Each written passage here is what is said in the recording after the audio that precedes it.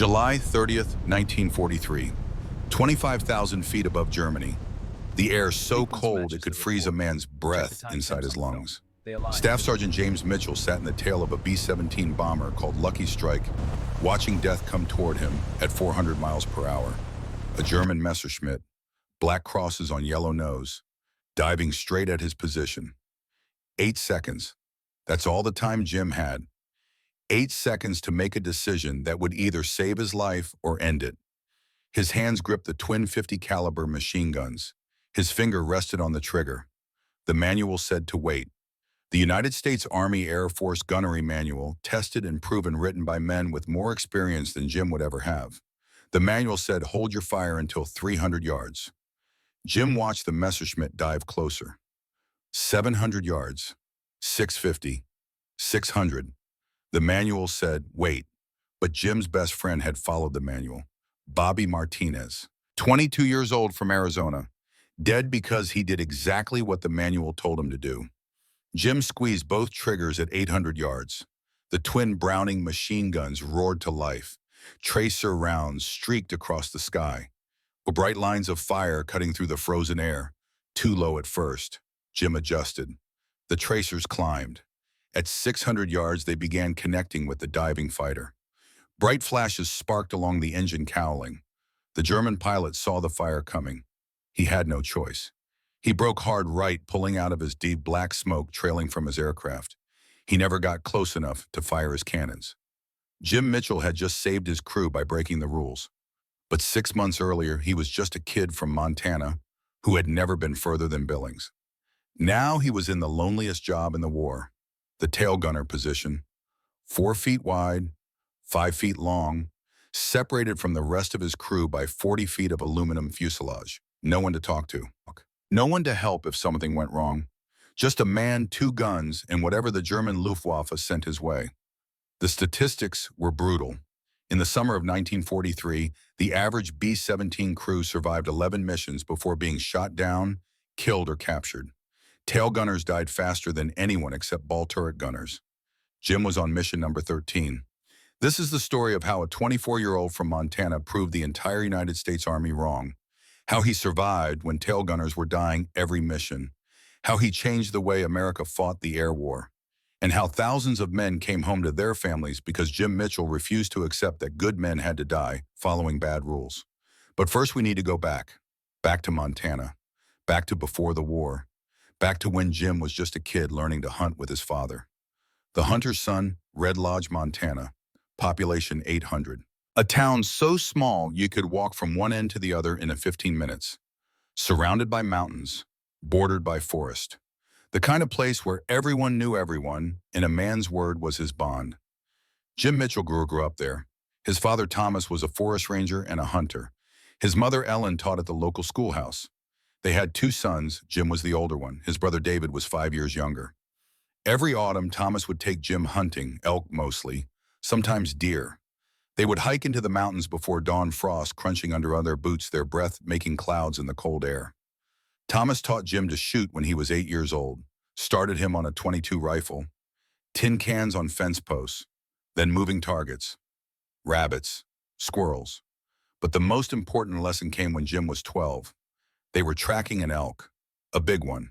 Thomas spotted it first, 400 yards away, feeding in a meadow. Jim raised his rifle, sighted down the barrel. His finger moved to the trigger. Thomas put his hand on the rifle barrel, lowered it gently. "Don't shoot yet," Thomas said quietly. "But Pa, it's right there. You're thinking about where it is. You need to think about where it will be." Jim didn't understand. Thomas explained, "You shoot now, elk hears the shot, starts running before the bullet gets there. You miss, elk escapes. We go home empty-handed. But if you shoot early, make some noise, spook him, just a little, he moves, changes direction, comes closer, or moves into better position. Then you have a better shot." Jim frowned. But what if he runs away completely? Then he was going to run anyway. Better to know that now than after you've wasted your shot. Thomas taught Jim to shoot where the target would be, not where it was. To think ahead, to anticipate, to control the situation before taking the shot. "Patience is good," Thomas said, "but smart action is better than patient inaction." Jim remembered that lesson. He would remember it when it mattered most, when the stakes were higher than one elk, when men's lives depended on whether he shot early or waited. But that was years away. First came December 7th, 1941. Pearl Harbor. Jim was 23, working at a lumber mill. David was 18, still in high school. They heard about Pearl Harbor on the radio.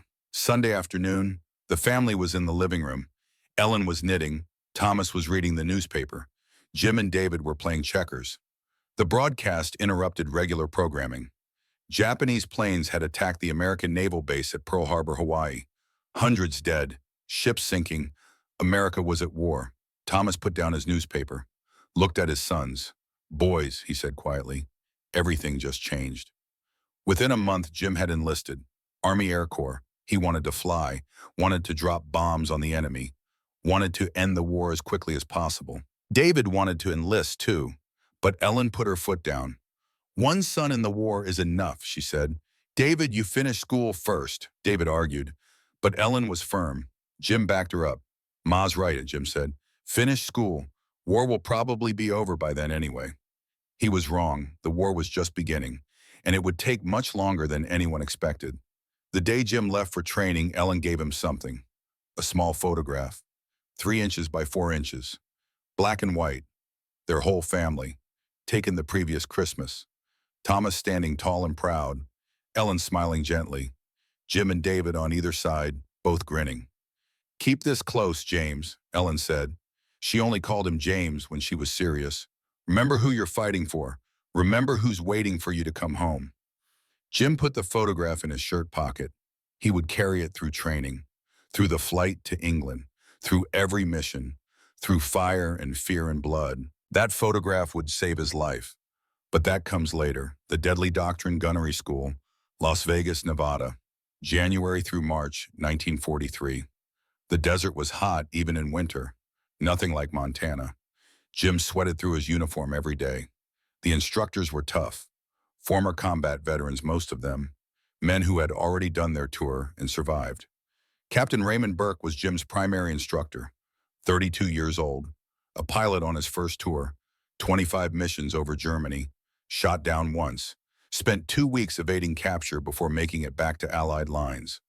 Burke knew his business, and he taught the Army way, the doctrine, the manual, the rules that kept men alive, or so he thought. Jim learned to operate the twin 50 caliber Browning machine guns, how to load them, how to clear jams, how to adjust for wind and distance in the movement of enemy aircraft, how to lead a target, how to conserve ammunition. Especially that last part, conserve ammunition. Burke drilled it into every student. "Gentlemen, listen carefully. You will carry 800 rounds per mission." That sounds like a lot. It is not. A mission deep into Germany can last 6 hours. You may face 15, 20, even 30 separate fighter attacks. If you waste ammunition on long-range shots, you will run dry before you reach home. And a tail gunner without ammunition is a dead man waiting to happen. He cannot defend his aircraft. His crew dies. He dies, and all because he could not control his trigger finger. Burke paced in front of the class.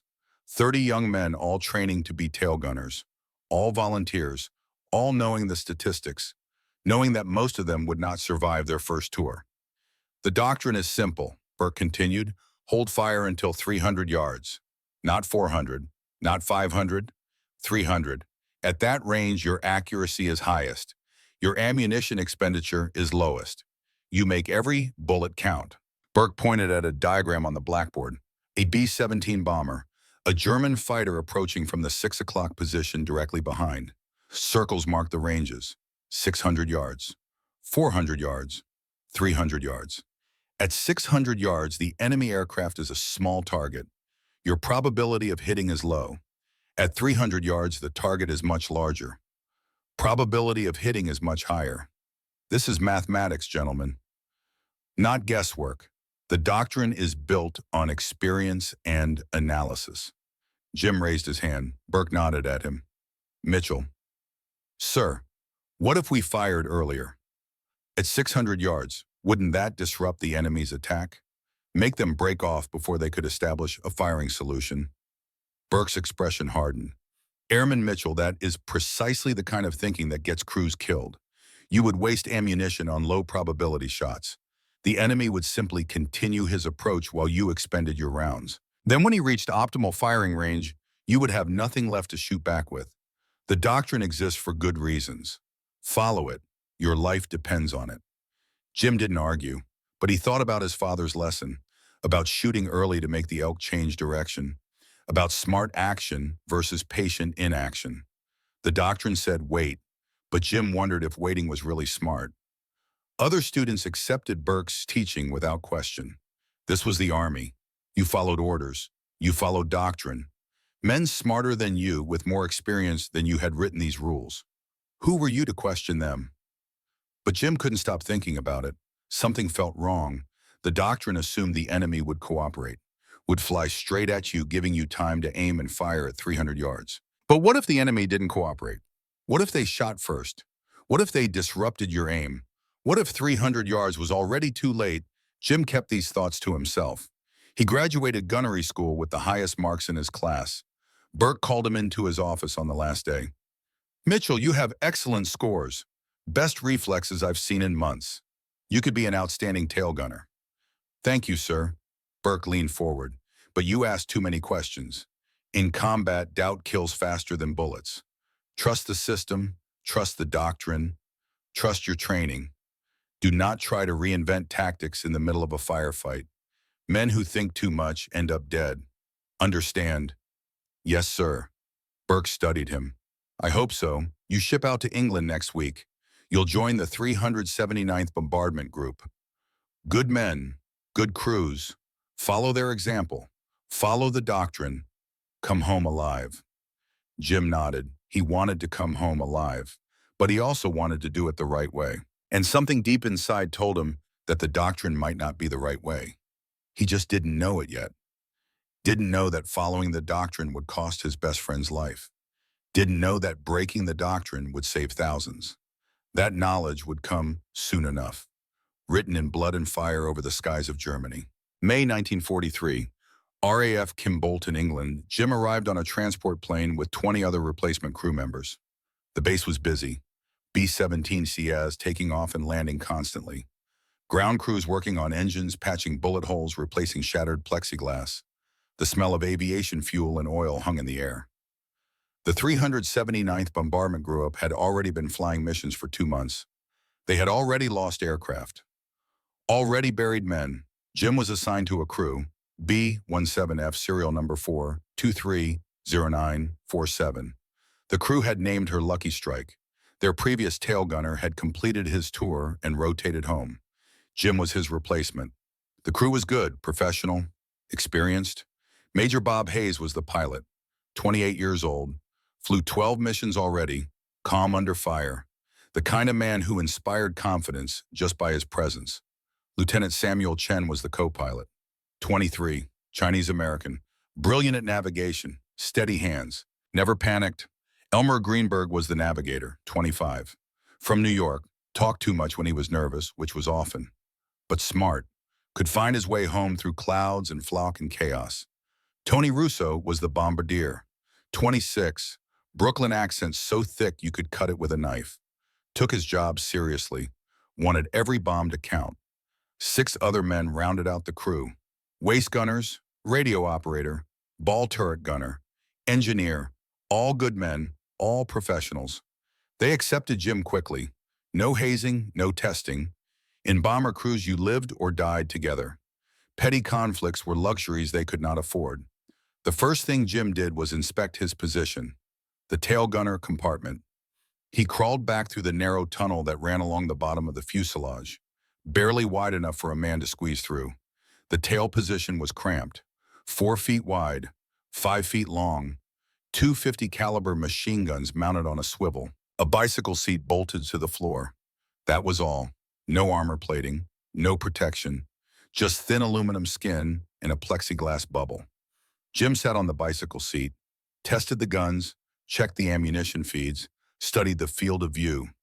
He could see directly behind the aircraft, a 180-degree arc. Everything approaching from the rear was his responsibility. He also noticed something else. He was alone back here. completely alone, separated from the rest of the crew by 40 feet of fuselage. If something went wrong, if he was wounded, if the guns jammed, no one could help him.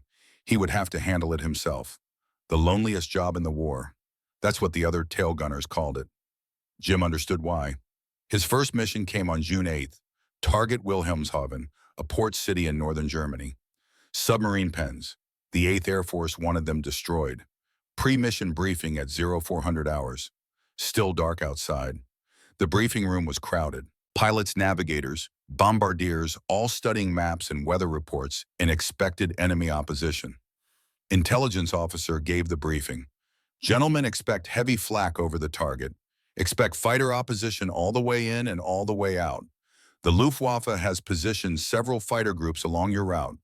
They know we're coming. They're ready. Numbers scrolled across the board. Altitude, speed, formation positions, bomb loads, expected time over target. Then the survival statistics. Current loss rate is 8% per mission. That means approximately 16 aircraft will not return today. Jim did the math. 190 B-17's flying this mission. 16 would not come back. 160 men, some killed instantly, some dying in burning aircraft falling through the sky, some captured, spending years in prison camps. 8%. And this was just one mission. Crews flew 25 missions per tour. The odds were not good. After the briefing, Jim walked to Lucky Strike with the rest of his crew. Dawn was breaking, the sky turning gray, then pink, then orange. Beautiful morning. Hard to believe they were about to fly into hell. Jim performed his pre-flight checks. Loaded ammunition, 800 rounds per gun, 1,600 total.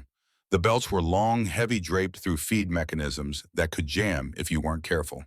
He tested the guns, short bursts. The barrels recoiled shell casings, ejecting the familiar smell of burned powder. Everything worked.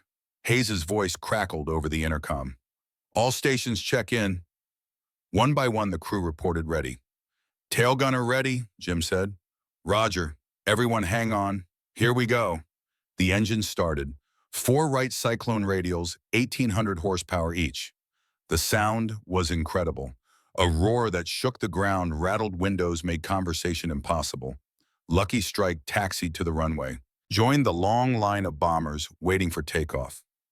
One by one, they rolled down the runway engines, straining, heavily loaded with fuel and bombs, barely clearing the trees at the end of the field. Lucky Strike's turn came. Hayes pushed the throttles forward. The engine screamed. The bomber accelerated, shaking, rattling, every rivet and bolt protesting. The tail lifted. Then the wheels. They were airborne. Jim watched England fall away beneath them. Green fields, stone walls, villages, everything peaceful and quiet below. While they climbed toward war, the formation assembled over the English Channel, 190 bombers flying in tight combat boxes, mutual protection, each aircraft covering the others with overlapping fields of fire.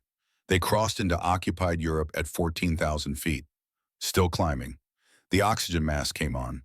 The temperature dropped. At 20,000 feet, it was 20 below zero.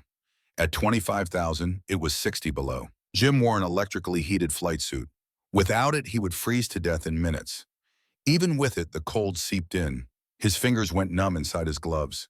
His breath fogged inside his oxygen mask. The English Channel disappeared behind them. France below now, enemy territory. At any moment, German fighters could appear. Jim scanned the sky. Empty, clear, blue, peaceful. But the peace would not last. The fighters came at 10:30 hours. Small dots on the horizon, growing larger, closing fast. Bandits, 12 o'clock high, someone called over the intercom. Messerschmitt B F-1009 Säulen, Germany's premier fighter, fast, agile, deadly, armed with cannons and machine guns, flown by experienced pilots who had been fighting since the war began. They made head-on passes first, diving through the bomber formation from the front, attacking the nose gunners, testing the defenses, looking for weak spots. Jim watched from the tail. He couldn't engage them yet. They weren't in his arc of fire. He could only wait. Then they came for him. 2 Bf-109s positioning themselves behind the formation. 6 o'clock position. The classic tail attack. This was what Jim trained for. This was what Burke had taught him. Hold fire until 300 yards. Jim watched them approach, his hands on the guns, his finger near the trigger, his breathing steady despite his racing heart. The fighters grew larger, 500 yards, 450, 400. Burke's voice in his head. Wait, conserve ammunition. 300 yards, not before. 350 yards. The lead Messerschmitt's nose lit up with cannon fire. Yellow flashes, 20-millimeter shells streaking toward Lucky Strike. Jim squeezed the triggers. Too late. The cannon shells hit first, punched through the tail section, shattered the plexiglass bubble. Fragments flew everywhere. Jim felt them whip past his head, felt the aircraft lurch. He fired back, the .50 calibers hammering, tracers reaching out. But the Messerschmitt was already past climbing away, rolling to come around for another pass. Jim checked himself. No hits. Lucky. He looked around. The tail section was damaged. Holes everywhere. Hydraulic fluid leaking. One of his ammunition belts torn apart by a shell fragment. But he was alive. "Tail gunner, you okay back there?" Hayes called. "Yes, sir. Took some hits, but I'm fine." "Can you still fight?" "Yes, sir." The fighters made 2 more passes. Jim fired each time, following doctrine, waiting until 300 yards. He scored some hits, saw his tracers strike one of the Messerschmitts, but neither fighter went down. The attack broke off. The German pilots had used their ammunition. They turned back toward France. Lucky Strike continued toward the target. Jim sat in his damaged position shaking, not from fear, from realization. He had done everything right, followed doctrine, waited until 300 yards. But the enemy had fired first and nearly killed him. If those cannon shells had been 6 inches to the left, he would be dead. Following the doctrine had almost gotten him killed. But worse was coming, much worse, because flying 40 feet away off Lucky Strike's right wing was another B-17, another crew, another tail gunner. His name was Bobby Martinez, 22 years old, from Arizona. Jim had met him during training.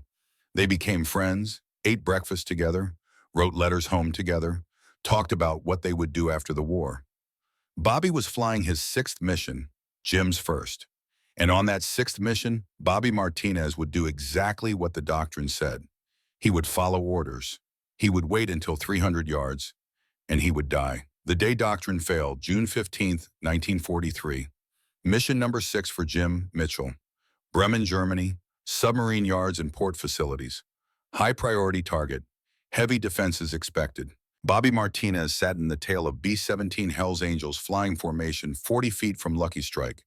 Close enough that Jim could see Bobby's aircraft clearly, could see the tail position where his friend waited with his guns. They had eaten breakfast together that morning. Powdered eggs and bacon, strong coffee that tasted like motor oil. Bobby had shown Jim a photograph.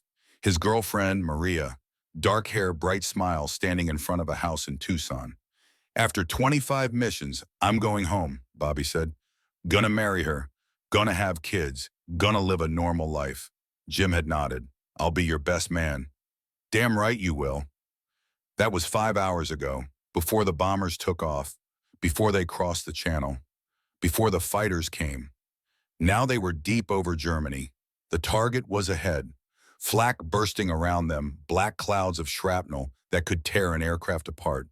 But the fighters were the real threat. Always the fighters. They appeared at 11:30. Messerschmitts and Focke-Wulfs, dozens of them, coming from all directions. The formations hit from the front first, head-on passes, testing the bomber defenses, looking for damaged aircraft stragglers, weak points in the formation. Then they repositioned, swung around behind the bomber stream. Set up for tail attacks, Jim watched them come. 6 fighters, working in pairs, professional, coordinated. These were not rookies. These were experienced pilots who knew exactly what they were doing. 2 of them selected Hells Angels as their target, Bobby's aircraft. Jim saw it happening, saw the fighters positioning themselves. 6 o'clock position, 1,200 yards back, diving slightly to build speed, coming in fast. He keyed his intercom. "Bob, you seeing the fighters on Hells Angels?" "I see them," Hayes replied. "Nothing we can do. Bobby knows his job." Jim watched. The fighters closed. 1,000 yards, 900, 800, Bobby's guns remained silent. Following doctrine, waiting for 300 yards, doing exactly what Captain Burke had taught them. 700 yards, Jim's hands tightened on his own guns. He wanted to shoot, wanted to fire at those Messerschmitts even though they were outside his arc of fire. Wanted to do something, anything to help his friend. But he was helpless. Could only watch. 600 yards. The lead Messerschmitt's wings sparkled with cannon fire. 20-millimeter shells. High explosive. Designed to destroy bombers. The German pilot knew his business. Knew how to aim. Knew how to lead a moving target. 500 yards. The shells walked up Hell's Angels' fuselage.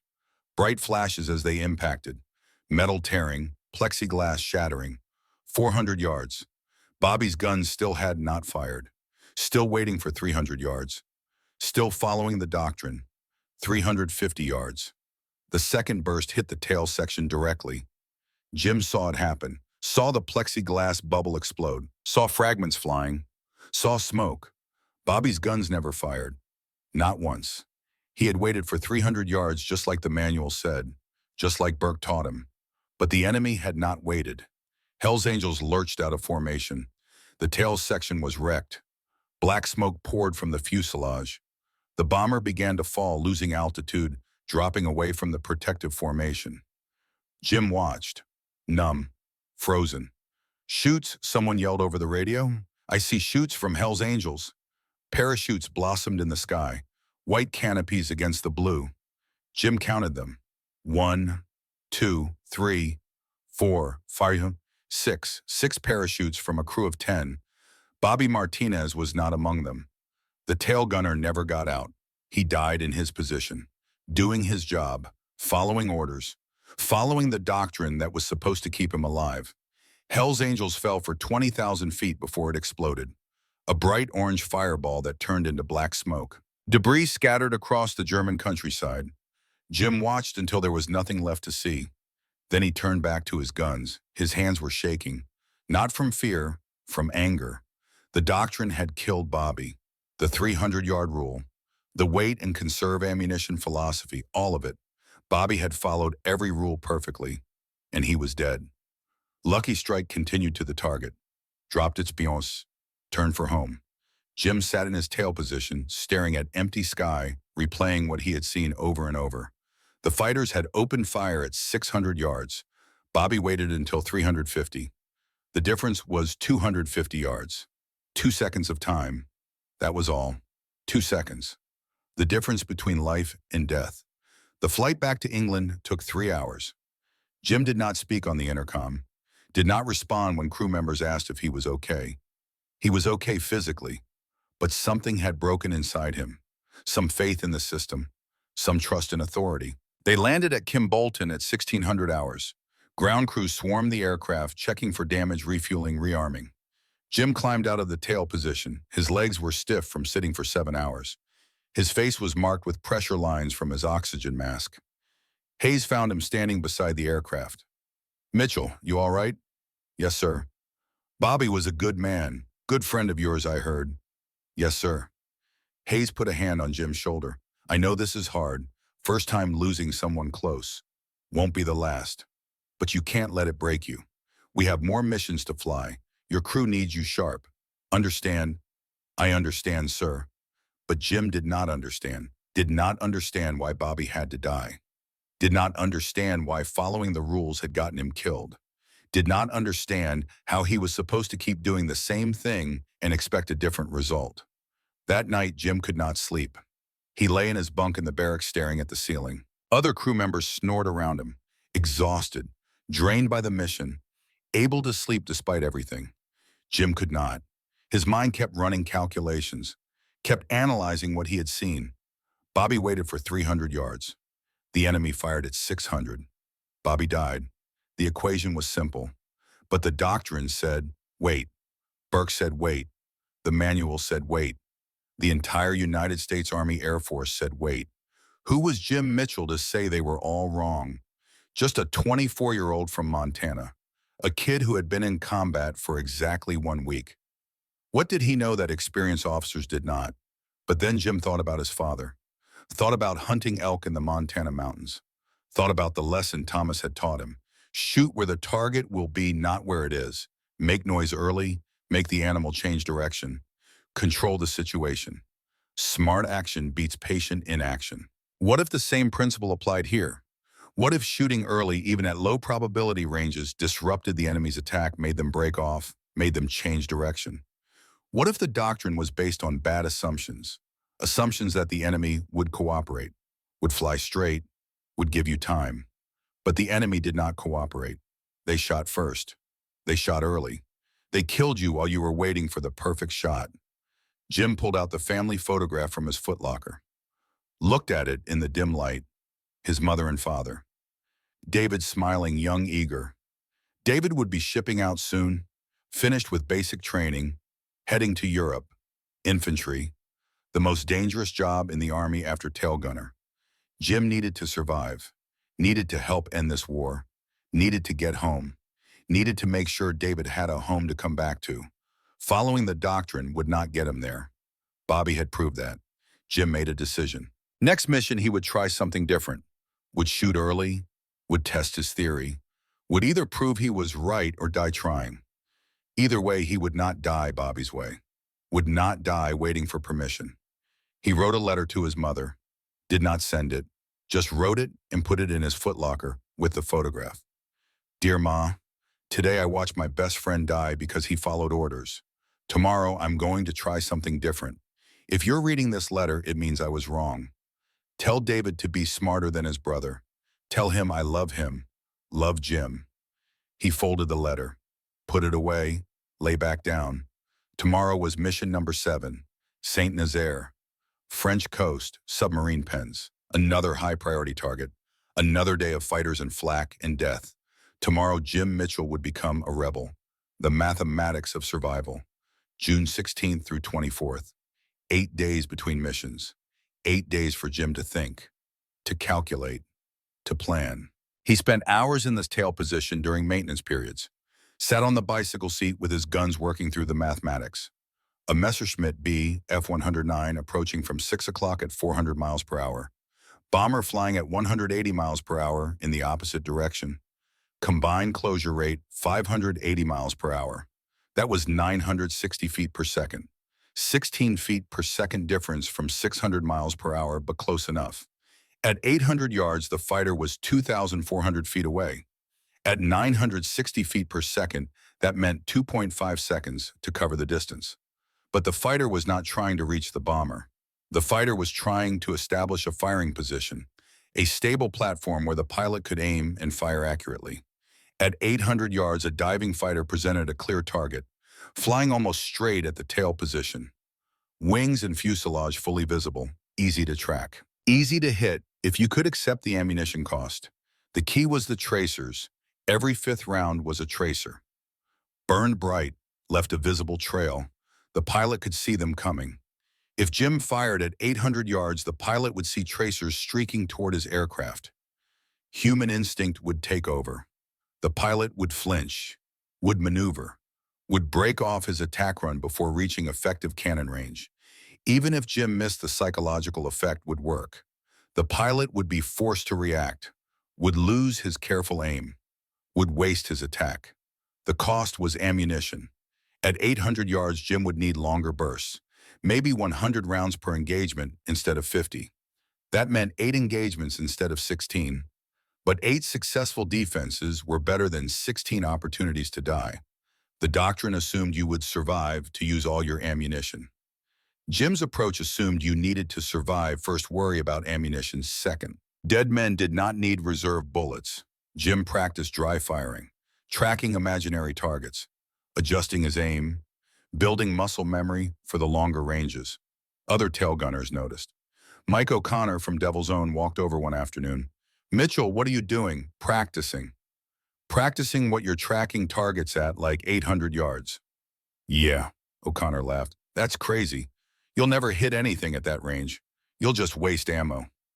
Jim did not argue, let O'Connor think what he wanted, but he kept practicing. June 24th, Mission 7, Saint Nazaire, French coast. The briefing came at 0400 hours. Jim listened to the intelligence officer describe the target, the expected opposition, the survival statistics. 10% losses expected today. 20 aircraft. 200 men. After the briefing, Jim walked to Lucky Strike. The crew was quiet, everyone thinking about the mission, about the odds, about whether they would see England again. Jim performed his pre-flight ritual, loaded ammunition, 800 rounds per gun, checked the feed mechanisms, tested the guns, everything perfect. He pulled out the family photograph, looked at it, kissed it, put it back in his flight suit pocket. For Bobby, he whispered. For David. For everyone. Then he climbed into the tail position and waited for takeoff. Breaking the rules. The mission proceeded normally until they crossed the French coast. Flak batteries opened fire. Black puffs of smoke filled the sky. Shrapnel rattled against Lucky Strike's fuselage like hail on a tin roof. But flak was random, impersonal. You could not fight it, could only fly through it and hope. Fighters were different. Fighters you could fight. They appeared at 11:30 hours. Focke-Wulf 190s this time. Heavily armed, dangerous. Coming in groups of 4. Head-on passes first. The bomber formation's defensive fire drove them off. No losses. Not yet. Then the fighters repositioned, swung around behind the formation. Jim watched them come. His heart was pounding. His mouth was dry. This was it. This was the moment. 2 FW-19s selected Lucky Strike, positioned themselves at 6 o'clock, began their attack run. Jim's hands gripped the gun handles. His thumbs rested on the triggers. He took a deep breath. Burke's voice in his head. Wait for 300 yards. Conserve ammunition. Follow the doctrine. Bobby's face in his mind. Dead in the tail of Hell's Angels. Following the doctrine perfectly. Jim's father's voice. Shoot where the target will be. Smart action beats patient inaction. 800 yards. Jim squeezed both triggers. The twin .50 calibers roared. The tail position filled with the sound and smell of gunfire. Shell casings ejected, bouncing off the plexiglass. The guns hammered against their mounts. Tracer rounds streaked across the sky. Bright lines of fire, too low at first. Jim adjusted. The tracers climbed, 750 yards. The lead Focke-Wulf pilot saw the tracers coming, saw streams of fire reaching toward his aircraft. Human instinct kicked in. He flinched. 700 yards. The tracers connected. Bright flashes sparked along the fighter's engine, cowling. Hits. Solid hits. 650 yards. The German pilot broke hard right, pulled out of his gear. Black smoke trailed from his engine. He was not destroyed, not killed, but his attack was disrupted. Ruin. He never got close enough to fire his cannons. 600 yards. The second fighter followed his leader, broke off, dove away. Neither aircraft fired a shot at Lucky Strike. Jim held the triggers down for 2 more seconds, then released. The guns fell silent. Smoke drifted through the tail compartment. His ears rang from the noise. Hayes' voice crackled over the intercom. Mitchell, what the hell are you doing? Those fighters were still 600 yards out. Jim keyed his mic. They're not anymore, sir. You just wasted 150 rounds. But they didn't shoot at us, Rare. We took no damage. Silence on the intercom, then Greenberg's voice excited. Holy shit! Did that just work? Can it, Greenberg? Hayes snapped. Mitchell, we'll discuss this after we land. Right now, stay alert. More fighters coming. 3 more attacks came during the mission. Jim fired early every time. 800 yards. 750. Long bursts. Walking the tracers onto target. Forcing the pilots to react. Disrupting their attacks. 2 fighters broke off without firing. 1 pressed through, took hits, limped away smoking. None of them got clean shots at Lucky Strike. The bomber returned to Kim Bolton with minimal damage. A few flak holes. 1 hydraulic line nicked. Nothing serious. But the crew chief was not happy. He checked the ammunition expenditure. 500 rounds gone. More than half Jim's combat load. 3 times the normal amount. Mitchell, what the hell were you doing back there? Having a private war. Just shooting at Germans, Chief. At this rate, you'll run out of ammo before you hit Germany. Jim shrugged. Rather run out of bullets alive than save them dead. The crew chief shook his head, walked away muttering. Captain Burke summoned Jim to his office 2 hours later. Burke sat behind his desk, expression hard, arms crossed. Airman Mitchell, I've reviewed your ammunition expenditure. 500 rounds on a single mission. Care to explain? I engaged targets at extended range, sir. You violated doctrine. You wasted ammunition on low probability shots. Yes, sir, but Lucky Strike came home with no battle damage, no casualties. We completed the mission successfully. Burke leaned forward. This time, what about next time? What about when you're 500 miles into Germany and you run dry because you couldn't control your trigger finger? What happens when fighters attack and you have nothing left to shoot back with? Jim met Burke's eyes. Sir, with respect, I watched Bobby Martinez follow doctrine perfectly. He waited for 300 yards. He conserved his ammunition, and he died. The enemy doesn't wait. They shoot early. They shoot often. If we keep doing what we're doing, we'll keep dying. Martinez was unlucky. Hit in the first burst. Could happen to anyone. It happened because he waited, sir. If he'd shot earlier, disrupted the attack, he might still be alive. Burke stood, walked to the window, looked out at the flight line where bombers sat waiting for tomorrow's mission. Mitchell, you're a good gunner. Best reflexes I've seen. But you're also arrogant. You think you know better than men with years of experience. Men who wrote the doctrine based on thousands of missions. I think the doctrine is based on bad assumptions, sir. Burke turned. This is your only warning. Follow established procedure. Conserve your ammunition. Engage at 300 yards. If you continue to violate doctrine, I will have you removed from flight status. Understand? Yes, sir. Dismissed.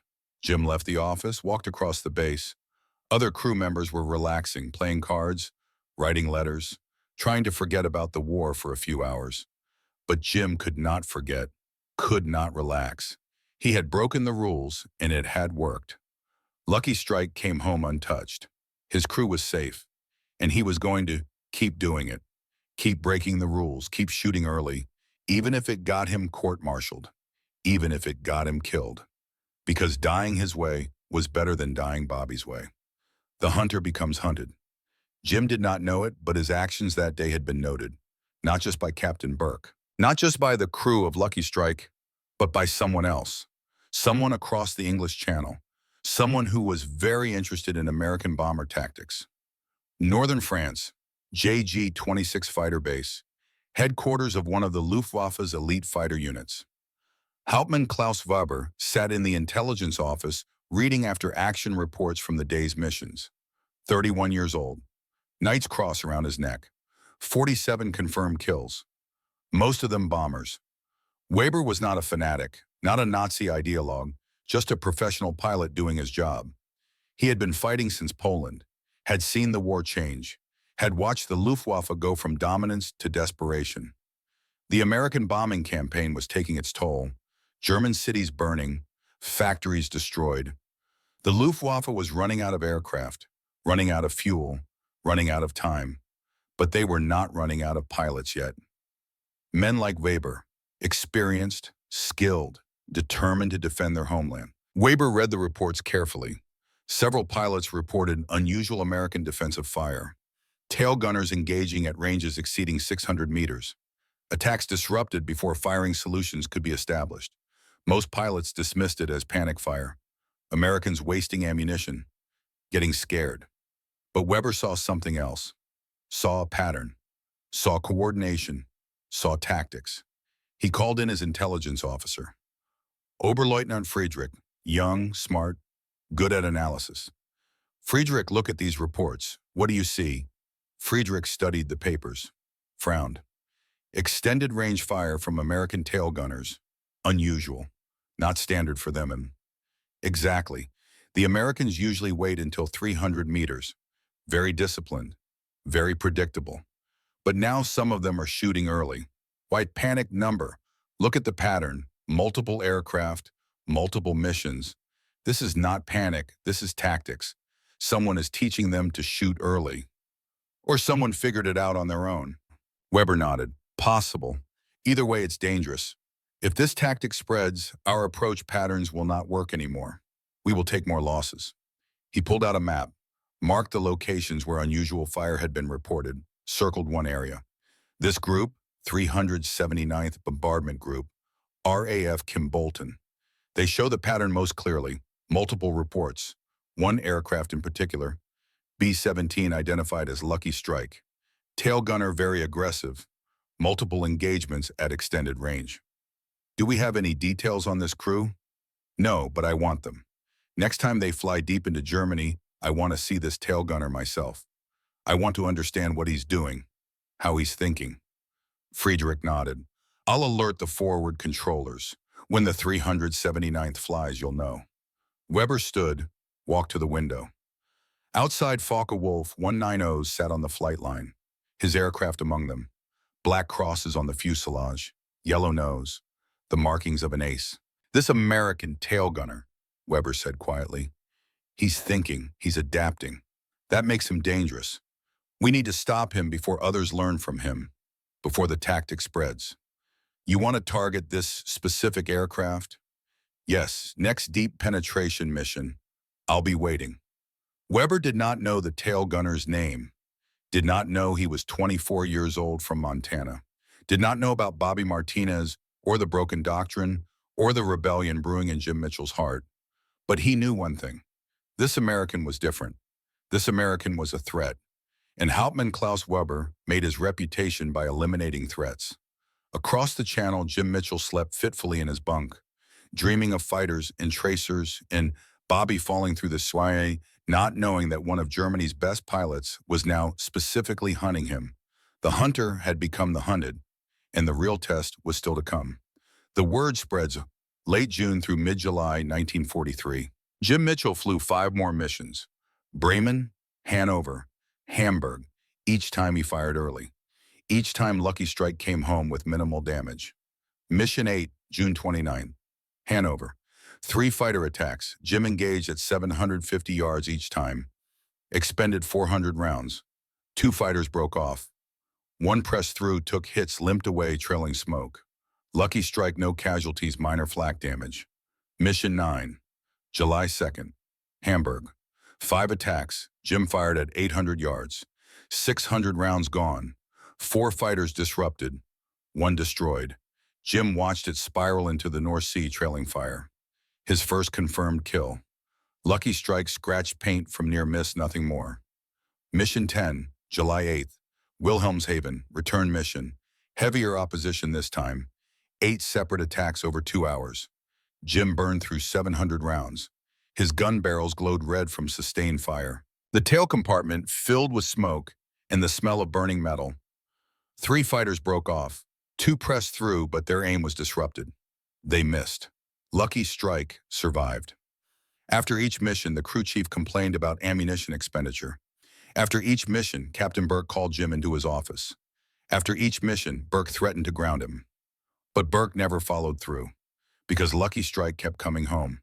Mission after mission, while other bombers in the group took damage, while other crews died. The statistics were impossible to ignore. By mid-July, other tail gunners were asking questions.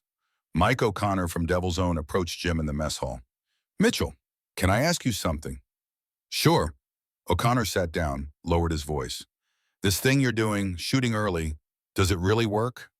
I'm alive, my crew's alive. What do you think? Burke says you're wasting ammo. Says you'll run dry over Germany one day and get everyone killed. Jim took a bite of powdered eggs, chewed, swallowed. Burke also said Bobby Martinez should wait for 300 yards. How'd that work out? O'Connor flinched. Everyone knew about Bobby. Everyone knew he had followed doctrine perfectly. Everyone knew he died anyway. So what's the secret? O'Connor asked. How do you know when to shoot? There's no secret. You see a fighter at 800 yards, you shoot. Tracers make him flinch. He flinches, he can't aim. He can't aim, he can't hit you. Simple. What about ammunition? Dead men don't need reserve ammo. O'Connor nodded slowly. Yeah, that makes sense. You mind if I try it? Your guns, your life, do what you want. 2 days later, O'Connor tried it. Mission to Villa Kublai. He engaged fighters at 700 yards. Devil's Own came home untouched.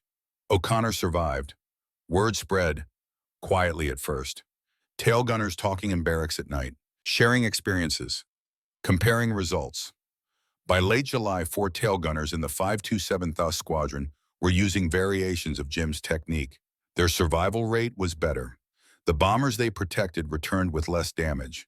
Captain Burke noticed, called a meeting of all tail gunners. Gentlemen, it has come to my attention that some of you are engaging targets at extended ranges, violating established doctrine. I want to be clear, this is unauthorized, dangerous, and will stop immediately. Silence in the room. 30 tail gunners, all of them thinking the same thing, thinking about Bobby Martinez, thinking about the crews that did not come back, thinking about survival. One of them spoke up, Sergeant Paul Henderson, older than most, 29, a veteran of 12 missions. Sir, with respect, the extended range fire is working. Aircraft using this tactic are taking less damage. Crews are surviving. Burke's face reddened. Sergeant, the doctrine exists for a reason. Ammunition conservation is critical. Long-range fire is ineffective. You're wasting rounds on low-probability shots. But, sir, the fighters are breaking off. They're not completing their attacks.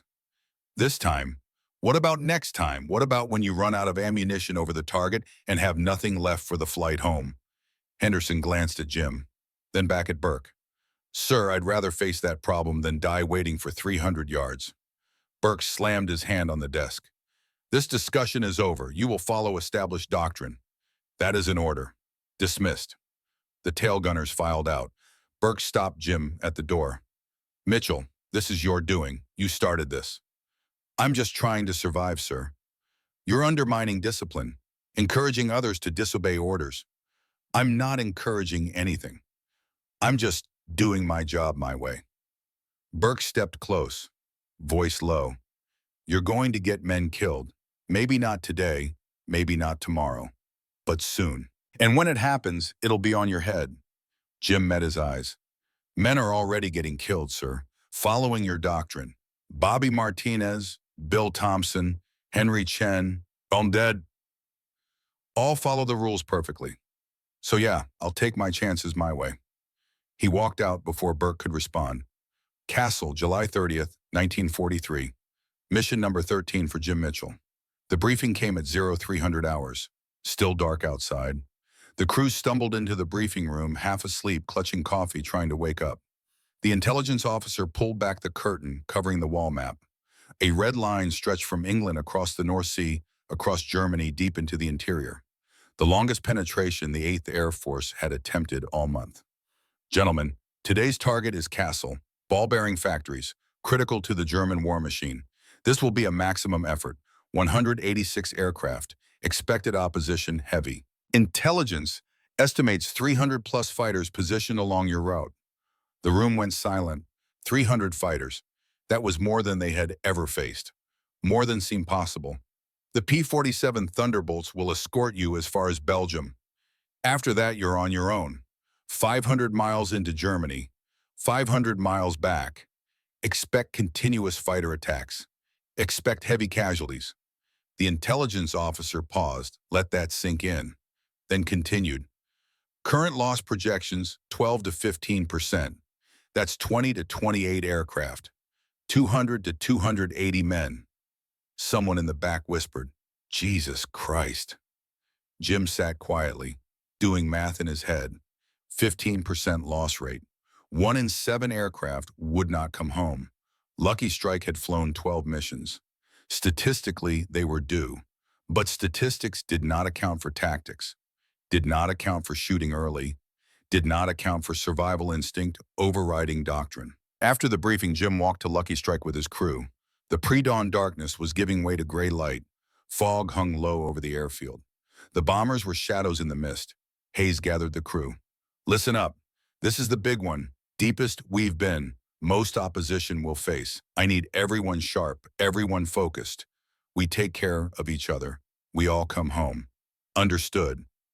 Yes, sir, they replied in unison. Hayes looked at Jim. Mitchell, I know Burke's been on your case about ammunition. Forget him. You do what you need to do back there. Keep us safe. Yes, sir. Jim performed his ritual, loaded ammunition, This time he loaded extra, 1,000 rounds per gun instead of 800. The belts were heavier, the feed mechanism strained, but Jim wanted every bullet he could carry. He pulled out the family photograph. His parents, David, all of them smiling. David was 19 now, finished basic training, shipping to Europe soon. Jim kissed the photograph, whispered, "For you, little brother, for all of you." Then he climbed into the tail position and prepared for the longest mission of his life. The flight to Germany took 3 hours. The formation crossed the channel at 14,000 feet, climbed to 25,000 over occupied Europe. The temperature dropped to 60 below zero.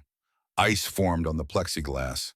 Jim's electrically heated suit barely kept hypothermia at bay.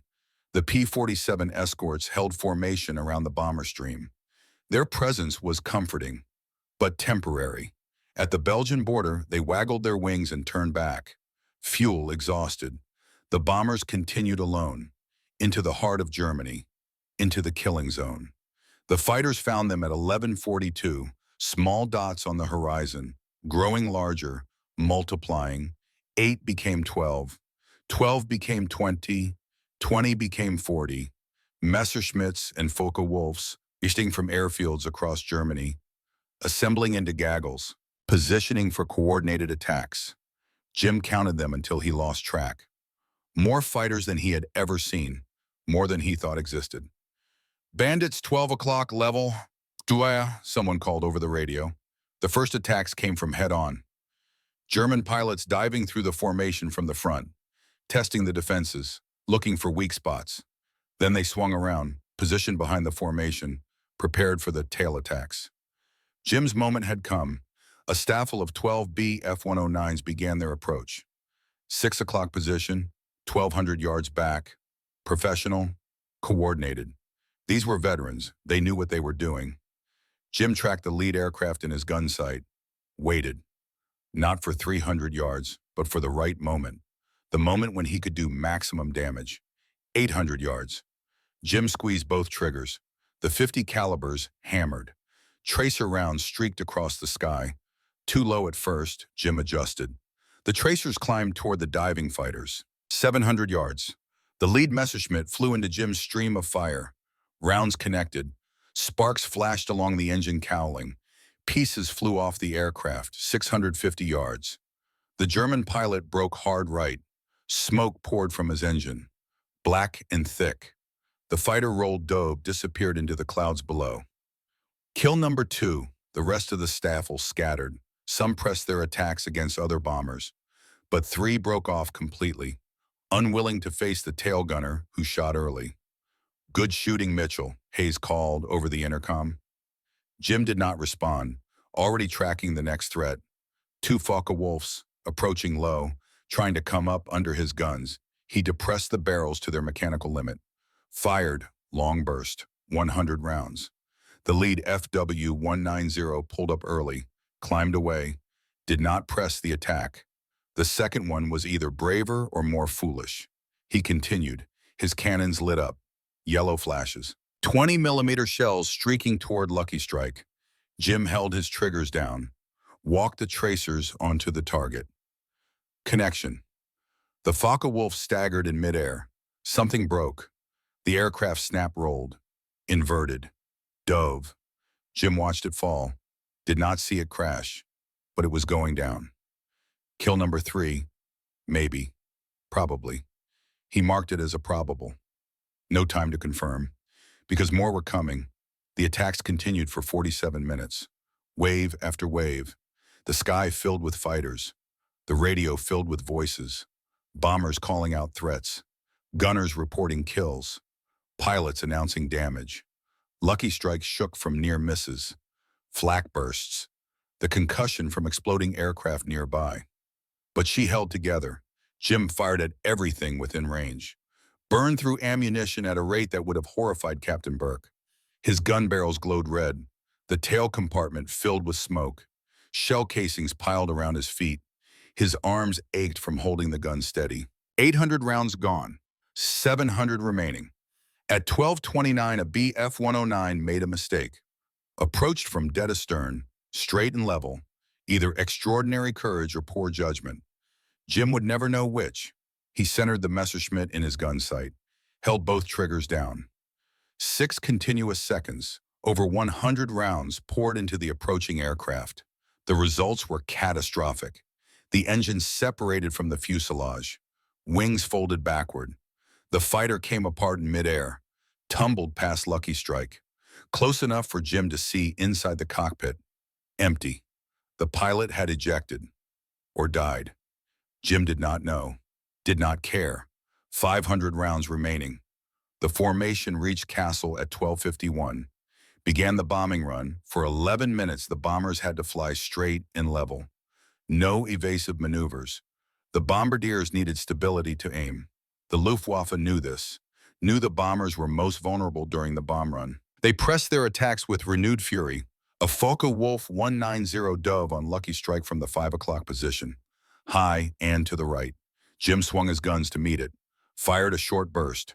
50 rounds, hits on the wing root. The pilot kept coming, his cannons fired. 20-millimeter shells tore through Lucky Strike's tail section. Jim felt the impacts before he felt the pain. Metal tearing, plexiglass shattering. Then the burning sensation. Left arm, left shoulder. Something hot and sharp embedded in his flesh. His left gun jammed. Feed mechanism shattered. Hydraulic fluid sprayed across the compartment, mixed with blood. His blood. But Jim kept firing. Right gun only, one-handed. Tracked the Focke-Wulf as it pulled away. Final burst. Caught the tail assembly. The fighter snap rolled. Dove toward the ground, trailing fire. Kill number 4. Confirmed.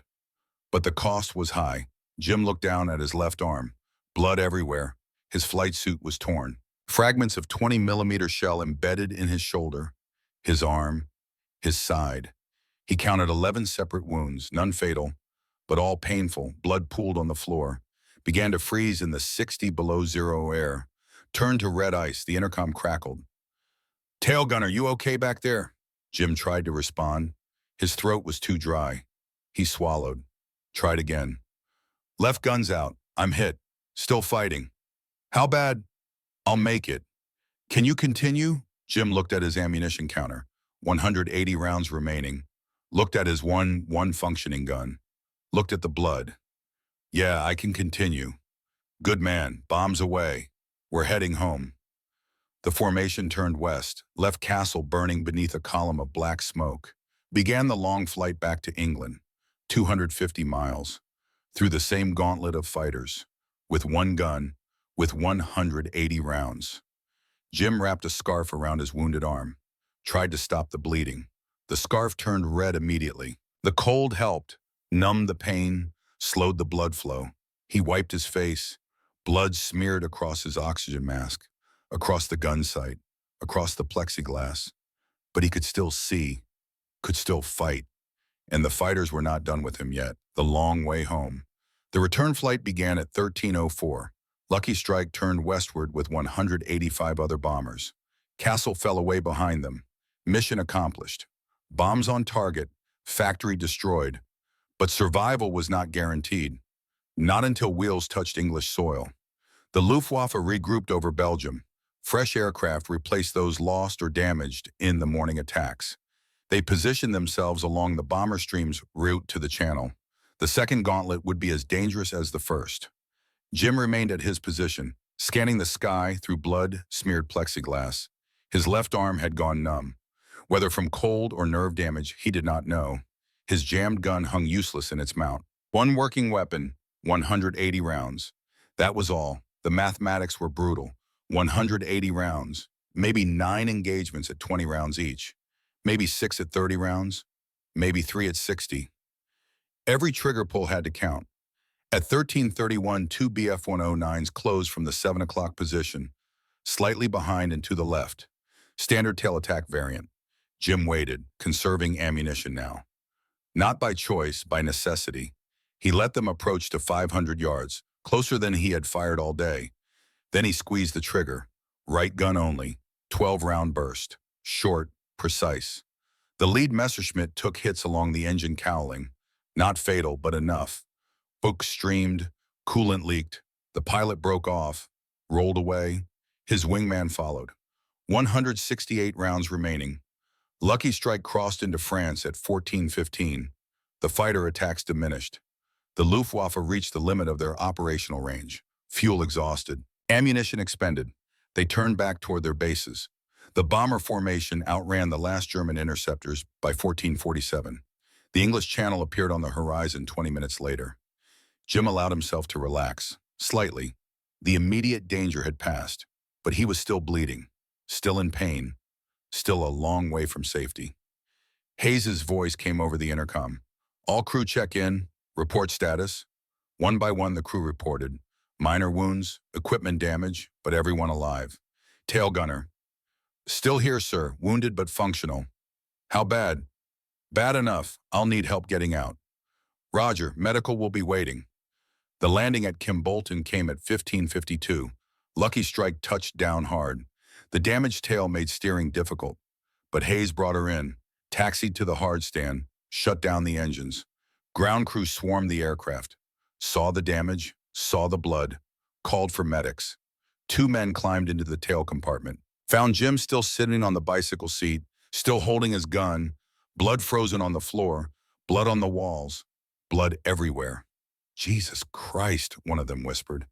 They pulled him out carefully, through the narrow tunnel, out into daylight. Jim's legs did not work properly. They carried him to a waiting ambulance. The flight surgeon was there. Captain Howard. Good doctor. Experienced with combat wounds. Let's see what we've got, Sergeant. He cut away Jim's flight suit, examined the wounds. 11 separate fragment wounds. Left arm, left shoulder, upper back, ribs on the left side. You're lucky, Mitchell. Missed all the major blood vessels. Missed the nerves, nothing vital hit. You'll be sore for a while, but you'll heal. How long? 3 weeks minimum, maybe a month. Depends on how you recover. Jim nodded, closed his eyes, exhausted, drained. The adrenaline was wearing off, the pain was growing. You did good today, Sergeant, Howard said quietly. I heard you got 4 confirmed kills while wounded, operating 1 gun. That's remarkable. 4 confirmed, sir. Maybe a 5th if intelligence can verify the one that went down smoking. Even better, rest now, we'll get you fixed up. They loaded Jim into the ambulance. As it pulled away, he looked back at Lucky Strike. The tail section was a wreck. Bullet holes everywhere, shattered plexiglass, hydraulic fluid and oil leaking onto the tarmac. But she had brought them home. All 10 crew members. Jim had done his job, had protected his crew, had survived. The doctrine said it was impossible. Captain Burke said he would run out of ammunition and die. But Jim had proved them wrong. The question was, would anyone listen? The ripple effect. Word spread through the 379th Bombardment Group within hours. The tail gunner on Lucky Strike had scored 4 confirmed kills while wounded, operating a single gun, had defended his aircraft through the deepest penetration of the month, and he had done it all using unauthorized tactics, shooting early, burning through ammunition at 3 times the normal rate. Other tail gunners heard, other crews heard. The story grew with each retelling. By evening, it had become legend. Mike O'Connor visited Jim in the station hospital. Brought news. Mitchell, you're famous. Everyone's talking about Castle. 4 kills, wounded, 1 gun. It's incredible. Jim lay in bed, arm bandaged, shoulder immobilized, doped up on morphine for the pain. Not incredible, just necessary. Burke's pissed, says you violated orders, says you should be court-martialed. Yeah, well, Burke can go to hell. O'Connor laughed. That's the spirit. Listen, 3 more tail gunners tried your method today. On missions after Castle, all 3 came back fine. Minimal damage. The technique is spreading, Jim. You started something. Started what, a mutiny? No, a revolution. You proved the doctrine is wrong. You proved shooting early works. Now others are following your example. Jim closed his eyes, thought about Bobby Martinez, about the doctrine that killed him, about the men who might live because Jim had been willing to break the rules. Good, he said quietly. Maybe fewer men will die Bobby's way. O'Connor left. Jim drifted in and out of sleep. The morphine made everything hazy. Dreams mixed with memories, fighters and tracers, blood and smoke, his father's voice. Bobby's face. 3 days later, a letter arrived. From Montana, from his mother. Jim opened it with his good hand, read slowly. Dear James, your father and I are so proud. We heard about your medals, about your courage. The whole town is talking about you. You're a hero, son. But more than that, you're proving what I always knew.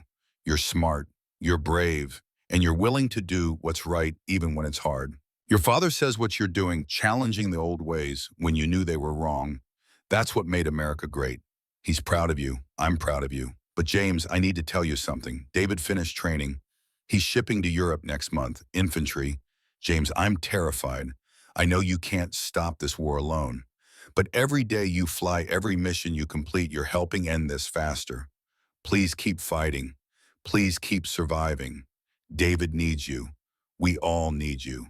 Come home safe, both of you. Love, Ma. Jim read the letter 3 times, then held it against his chest, closed his eyes. David was coming, his little brother, shipping to Europe, to the infantry, the most dangerous job in the Army after bomber crew. The stakes had just gotten personal in a whole new way. Jim was not just fighting for survival anymore, not just fighting to prove a point.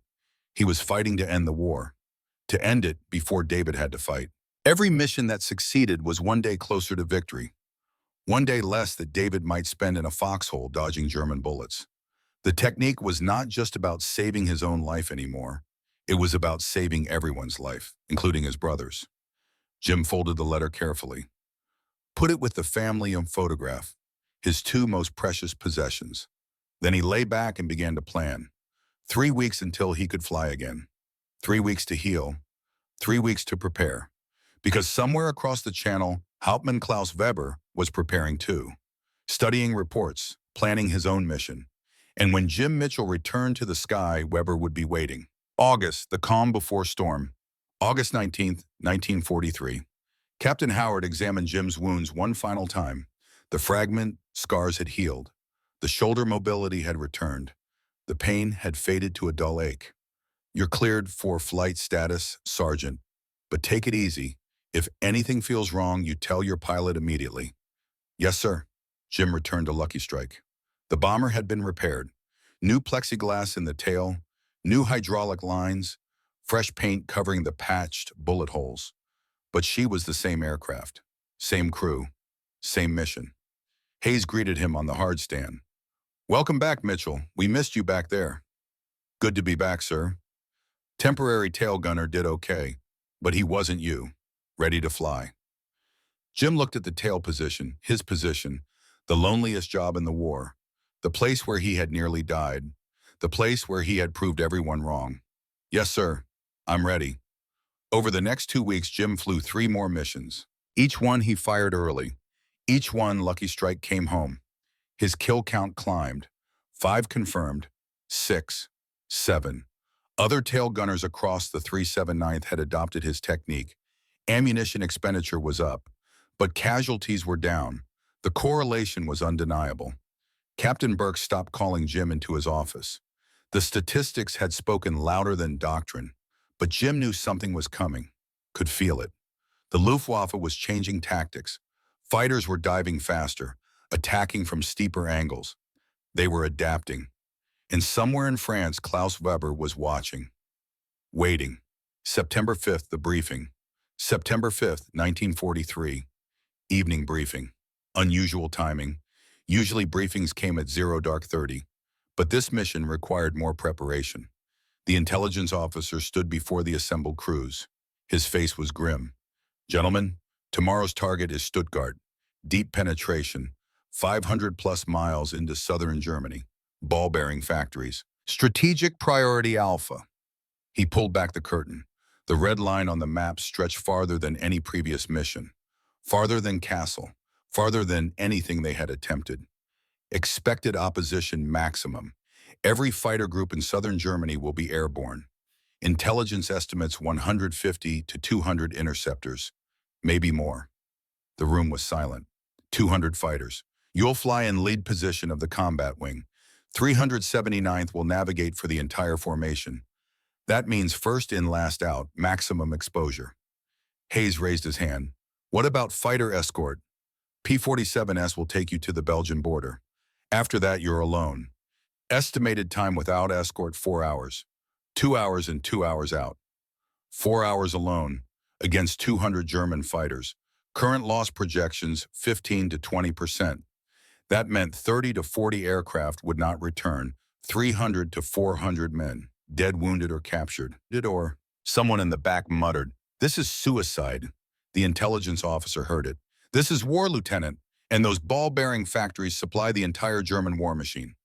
We destroy them, we cripple their production, we shorten the war. You save lives, maybe American lives, maybe the lives of your brothers and friends in the infantry." Jim thought of David, somewhere in England now, training, preparing to land on a hostile beach, to fight through hedgerows and forests, to face German machine guns and artillery. Every mission that succeeded was one day closer to ending David's war before it started. After the briefing, Jim walked to Lucky Strike alone. The evening was cool, stars appearing in the darkening sky. Peaceful, deceptive. He climbed into the tail position, sat on the bicycle seat, looked out through the plexiglass at the empty sky. Tomorrow, Klaus Weber would be in that sky. Jim knew it, could feel it. The German ace had been hunting him for months. Tomorrow they would finally meet. Only one of them would walk away.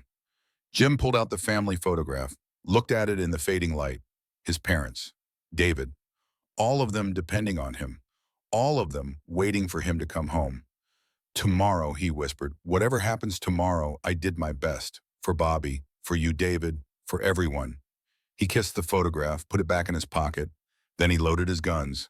Not 800 rounds per gun, not even 1,000. This time he loaded 1,200 rounds per gun, 2,400 total. Every bullet the feed mechanisms could handle. If Weber was coming, Jim would be ready. September 6th into hell, 0540 hours. Takeoff. 187 B-17's climbed into a gray morning sky. Lucky Strike in the lead element. First bomber in the formation. Most exposed position, most dangerous. But also the position of honor. The position for the best crews. The ones who came home. Jim settled into his tail position. Performed his ritual. Checked guns. Checked ammunition. Touched the family photograph. "This is the big one," Hayes said over the intercom. "Everyone stay sharp. We've been through hell before. We'll get through it again. Together." The formation assembled over the North Sea, turned southeast, crossed the Channel, entered occupied Europe at 14,000 feet. The P-47 escorts held position. Their presence was comforting but temporary. Jim watched them carefully. These would be the last friendly fighters he would see for 4 hours. At the Belgian border, the Thunderbolts waggled their wings, turned back, disappeared toward England. The bombers continued alone. Jim scanned the empty sky, waiting, knowing what was coming. They appeared at 0915, small dots on the horizon, growing, multiplying. Not 20 fighters, not 40, more than Jim had ever seen, more than seemed possible. "Bandits 12 o'clock high," which as someone yelled. "Jesus Christ, there must be 100 of them." The first attacks came from head-on, wave after wave, Messerschmitts and Focke-Wulfs diving through the formation. The sky filled with tracer fire, cannon shells, bombers shaking from near misses. Then the fighters repositioned, swung around behind the formation. Jim's heart pounded. His mouth was dry. This was it. Among the mass of German fighters, one Focke-Wulf 190 flew differently, more controlled, more precise. Black crosses on the fuselage, yellow nose, the markings of an ace. Klaus Weber had found Lucky Strike, and he was coming. The duel. 10:08 hours. The rear attacks began.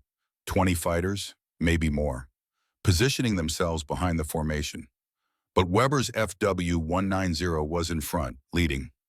Jim tracked him through the gun sight, 800 yards, 750, 700. Jim squeezed both triggers. Tracers reached out, too low. Jim adjusted. The stream climbed toward the diving Focke-Wulf, 650 yards. Weber saw the fire, but unlike other pilots, he did not flinch, did not break off. He adjusted his dive slightly, rolled to the side, came in at a different angle. This pilot was different. This pilot was good. 600 yards. Weber's cannons lit up. 20-millimeter shells streaked toward Lucky Strike. Jim felt them impact, felt the bomber shudder. Jim held his triggers down, walking fire onto the target. Connection. Sparks flashed on Weber's engine cowling. 500 yards. Weber kept coming. Jim kept firing. This was not a normal engagement. This was two professionals. Two men who understood their craft, fighting for their lives. 450 yards. Weber's Focke-Wulf trailed smoke. Not heavy, not fatal, but damaged. He had taken hits, but so had Lucky Strike. 400 yards. Weber pulled up, climbed away, did not press the attack. Too risky. Jim's fire was too accurate, but he would be back. Tail section damage. What? Someone yelled over the intercom. Hydraulics failing, losing pressure. Hayes fought the controls. She's getting sluggish. Mitchell, can you still fight? Jim looked at his guns. Still functional? Looked at his ammunition. 1,000 rounds remaining. Yes, sir, I'm still in the fight. The attacks continued, but Jim watched for Weber, waited for him. At 10:31, Weber made his move. He dove from directly above and behind, using the sun to mask his approach. Classic veteran tactic. Jim spotted him too late, half a second too late. Weber's cannons fired first. Multiple hits. The tails section exploded in fragments. Jim's left gun shattered. Feed mechanism destroyed. Hydraulic fluid sprayed everywhere, mixed with blood. His blood. Fragments tore through his flight suit. Left arm, shoulder, side. The same places as Castle. Fresh wounds on old scars. But Jim kept fighting. Right gun only, one-handed. He swung the gun toward Weber's climbing Focke-Wulf. Fired. Long burst. Desperate. Determined. Connection. Rounds walked up Weber's fuselage. Hit the engine. Black smoke poured out. Thick. Heavy. For 3 seconds as the Focke-Wulf pulled up and over, Jim Mitchell and Klaus Weber could see each other through their respective canopies. Two young men, both far from home, both fighting for survival, both professionals who respected their craft. Weber's eyes, surprise, pain, respect.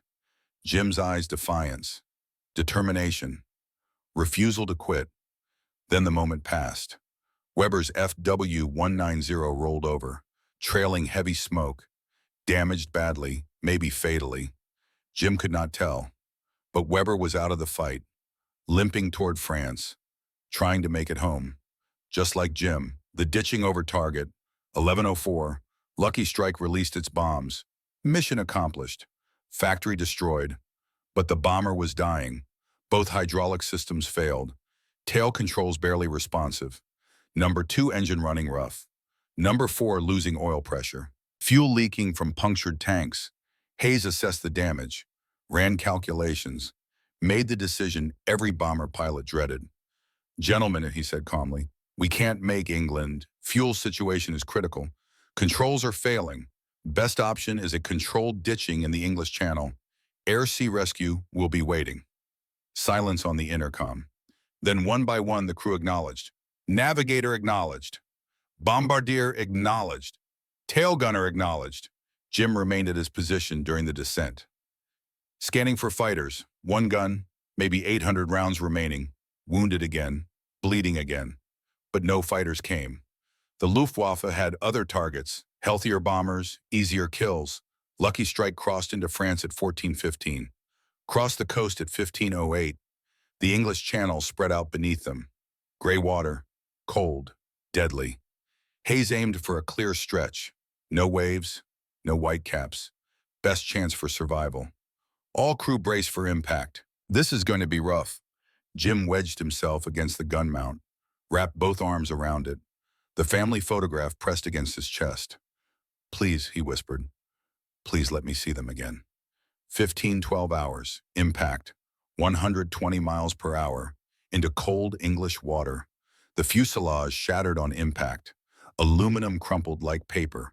The tail section separated. Broke away. Jim was thrown forward. His head hit the gun mount, hard. Darkness. When consciousness returned, Jim was floating. Cold water soaking through his flight suit. Someone had pulled him out, dragged him to a life raft. British rescue boats were approaching. Fast, efficient. They had done this before. Jim looked around, counted heads. 1, 2, 3. All 10 crew members, all alive, floating, rescued. Lucky Strike was gone. 17 missions. She had carried them through everything. And now she rested at the bottom of the English Channel. But her crew lived. Hayes pulled himself into the raft beside Jim, looked at him, smiled weakly. You saved us, Mitchell. Every mission, every time. You kept us safe. Jim shook his head. Water dripped from his face. Blood mixed with seawater. No, sir. We saved each other. That's what crews do. The British boats arrived, pulled them from the water, wrapped them in blankets, gave them hot tea, started the journey home. As the boat headed toward England, Jim pulled out the family photograph. Soaked, damaged, but still intact. He could still see their faces.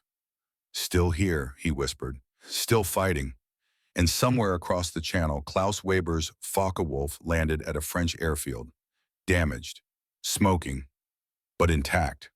Weber climbed out, looked at his destroyed engine, at the bullet holes. That American tail gunner, that man from the B-17 called Lucky Strike. Weber would never forget him, would never forget those eyes, that determination. The war would end someday, and maybe, just maybe, they would meet again. Not as enemies, but as survivors, as men who understood what it meant to fight and live. October, the reckoning. October 14th, 1943. Jim stood in his dress uniform at RAF Kimbolton, arm in a sling, shoulder still healing, but standing straight, standing proud. Brigadier General Frederick Anderson, commander of 8th Bomber Command, stood before the assembled 379th Bombardment Group. In his hand, a small blue box.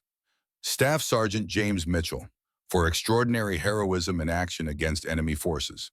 Despite severe wounds on multiple occasions, you continued to defend your aircraft with exceptional skill and determination. Your innovative defensive tactics have been studied, validated, and adopted throughout this command.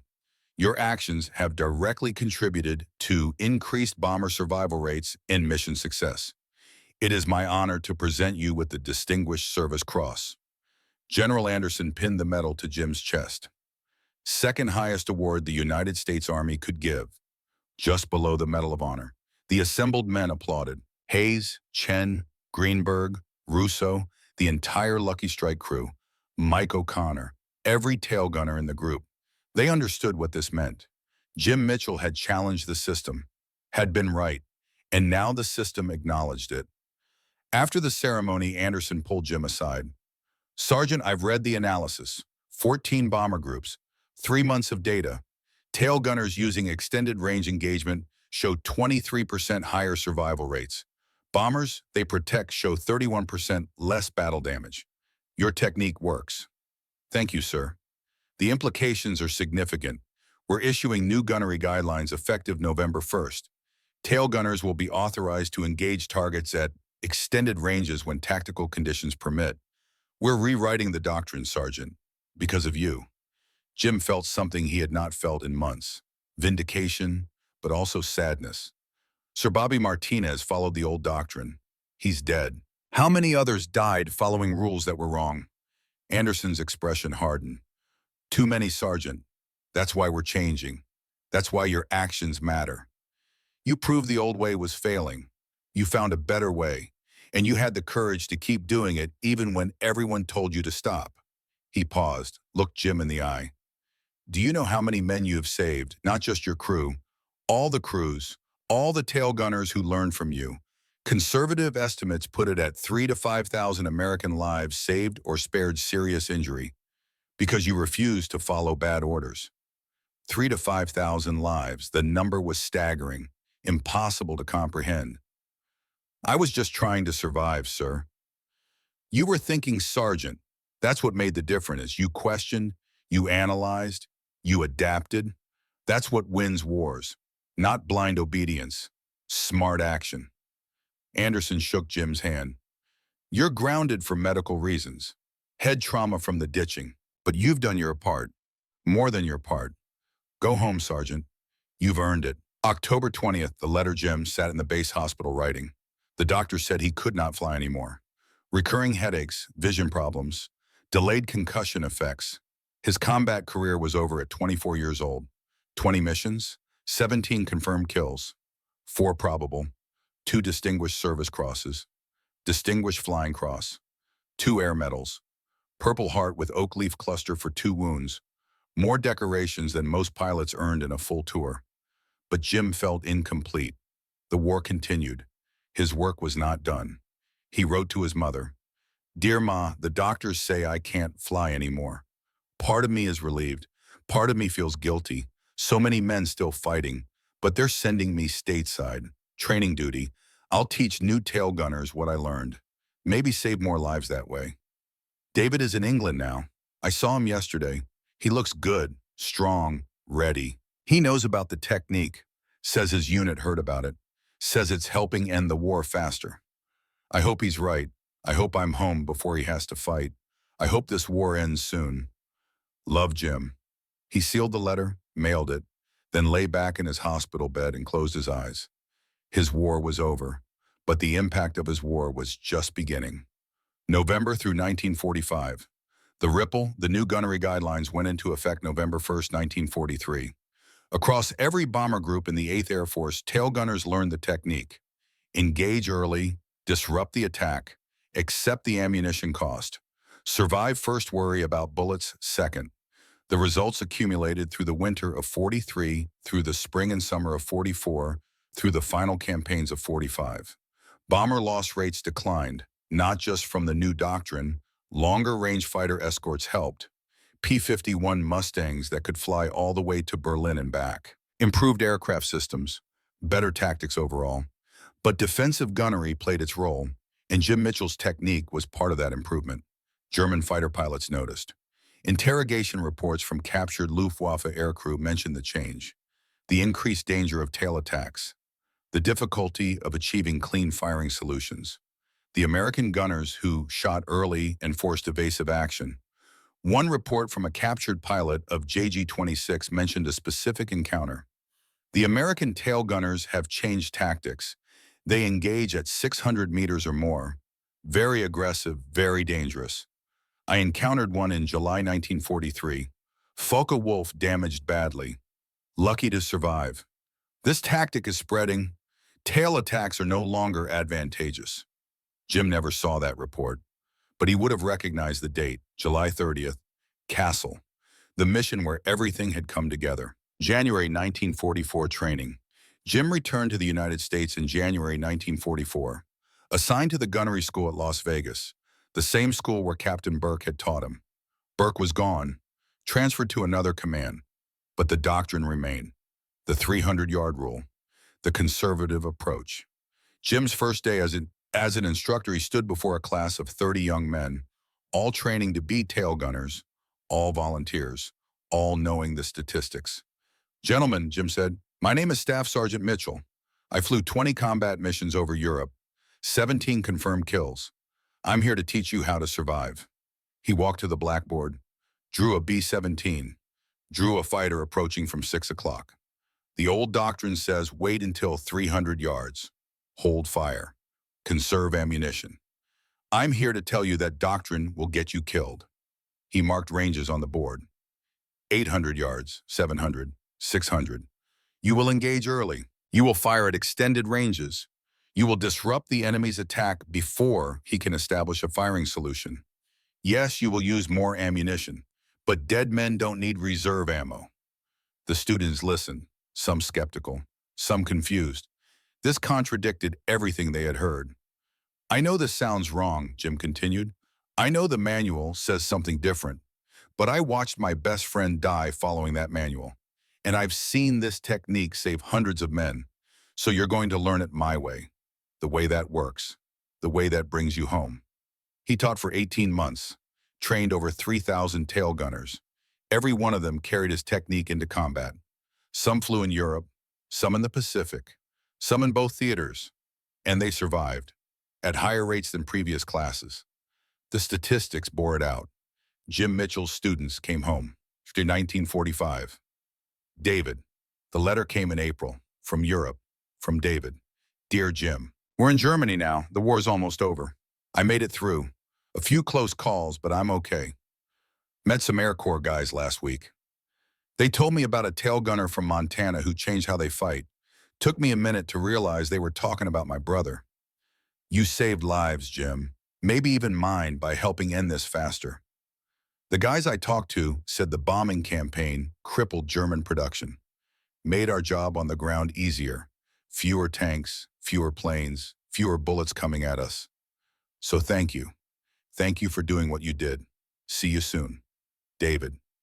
Jim read the letter alone in his quarters at the training base, read it 3 times, then folded it carefully, put it with the family photograph, his most precious possessions. David was alive, was coming home.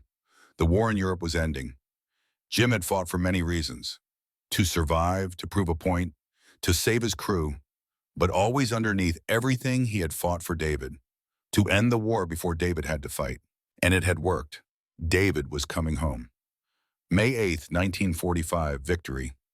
The war in Europe ended on May 8th, 1945. Germany surrendered unconditionally. The killing stopped. The bombers stopped flying. The fighters stopped attacking. And somewhere in occupied Germany, Klaus Weber stood among the ruins of his country. His war was over. He had survived. Against all odds. Against hundreds of combat missions. He had lived. He thought about the American tail gunner, the one who had damaged his aircraft over Stuttgart, the one whose eyes he had seen for those 3 seconds, the one who had fought with such determination. Weber wondered if that man had survived, wondered if they would ever meet, wondered what they would say to each other if they did. The war was over. They had been enemies, but now they were just survivors, 2 men who had done their duty, who had fought with honor, who had lived. Maybe someday, Weber thought, maybe someday I will find him, shake his hand, tell him that I respect what he did, that I understand why he did it. But that day was years away. First came occupation, reconstruction, a new world order, the Cold War, the division of Germany. Weber became a translator for the American occupation forces, used his English skills to help bridge the gap between conqueror and conquered. And occasionally in the mess halls and air bases he heard stories. Stories about the 8th Air Force. Stories about tail gunners. Stories about a technique that had changed everything. And always he wondered, was that him? Was that the man I fought 1947? The letter in March 1947, Klaus Weber sat in his small apartment in the American zone. A translator's salary did not provide luxury, but it provided survival. That was enough. He had been reading through old American military publications, aviation magazines, historical accounts, trying to understand how the air war had been won and lost. One article caught his attention, The Tail Gunner Who Changed Doctrine. It described the evolution of defensive tactics in the 8th Air Force, how one man had challenged the established rules, how his technique had spread, how thousands of lives had been saved. The article mentioned the 379th Bombardment Group, RAF Kim Bolton, a B-17 called Lucky Strike, a tail gunner named James Mitchell, from Montana. Weber sat back, stared at the name, James Mitchell, the man from those 3 seconds, the eyes he had seen through gun sights, the determination, the skill. He had a name now, a location, Montana, United States. Weber pulled out paper, began to write in careful English. Sergeant Mitchell, I do not know if this letter will reach you. I do not know if you remember September 6, 1943. But I do. I was flying the Focke-Wulf that engaged your aircraft. You wounded my plane. I wounded you. We both survived. I have read about your technique, about how you changed American bomber defense. As your enemy, I must admit, it was effective. You forced us to adapt. You made our attacks more difficult. You saved many American lives. As a fellow pilot, I respect your courage to challenge doctrine.